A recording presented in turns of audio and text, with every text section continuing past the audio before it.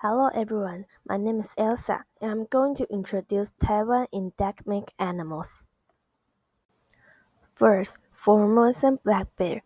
The Formosan black bear has black fur all over its body, and its most obvious feature is the V-shaped marking on its chest.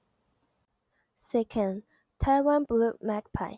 The Taiwan blue magpie has a red beak and feet, and their eyes are yellow. They are black from the head to the neck and chest, and the rest of the body is blue.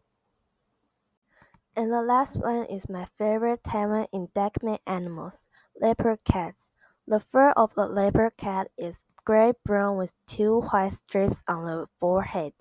They have white circles around their eyes, white spots behind their ears, and vast dark spots on their body, limbs, and tails.